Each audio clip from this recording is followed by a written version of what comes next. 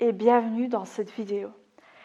Alors nous l'avons vu, la société dans laquelle nous sommes peut influencer la souffrance au travail et peut nous amener à accorder une importance cruciale au travail.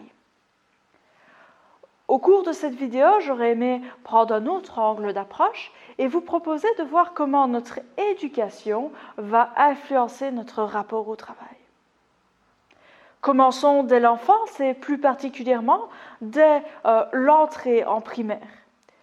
Un enfant va apprendre que pour réussir son travail, pour réussir ses devoirs, pour réussir son année, il faut qu'il ait 5 sur 10. Il apprendra également que 5 sur 10, ce n'est pas assez. 10 sur 10, c'est encore mieux. Et si on compte la question bonus, 10 sur 10, ce n'est pas suffisant. Il faut avoir 11 sur 10. Évidemment, un enfant qui aura tendance à la base d'être plus perfectionniste va, dans ce type d'éducation, développer un surperfectionniste ou devenir trop perfectionniste.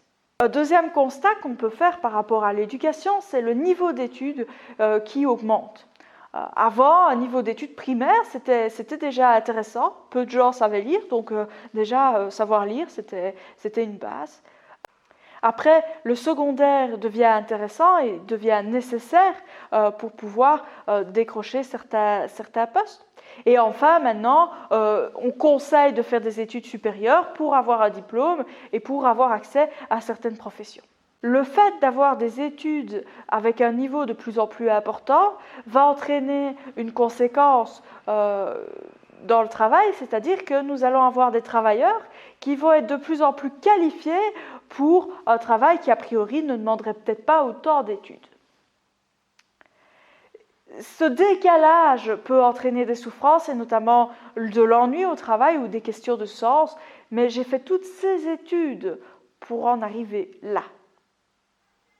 Alors reconnaissons aussi que, alors qu'avant il y avait une autorité parentale, une autorité du roi, une autorité de l'enseignant, cette autorité tend à se dissoudre dans nos sociétés actuellement, à tel point que l'enfant a besoin de s'opposer à l'autorité, a besoin de s'opposer pour y trouver une liberté de choix.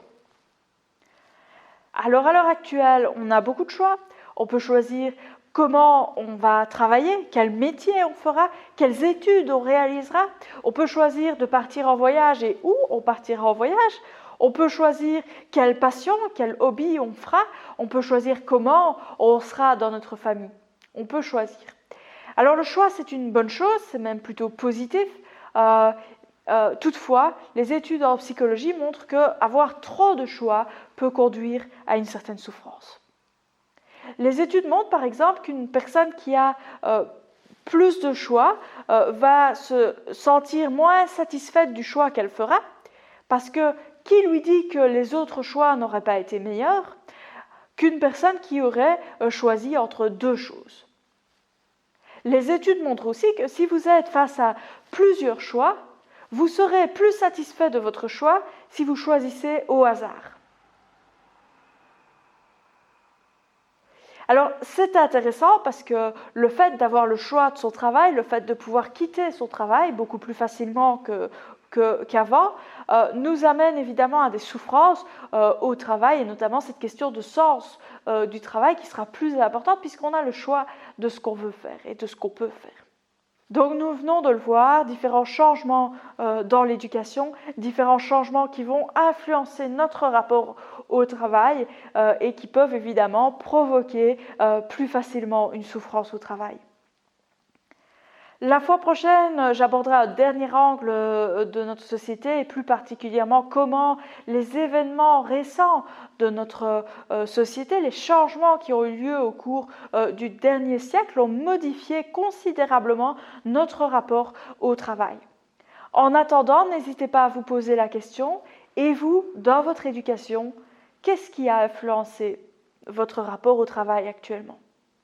N'hésitez pas aussi à vous poser la question, si vous avez des enfants, quelle éducation et quel message donnez-vous à vos enfants par rapport au travail ?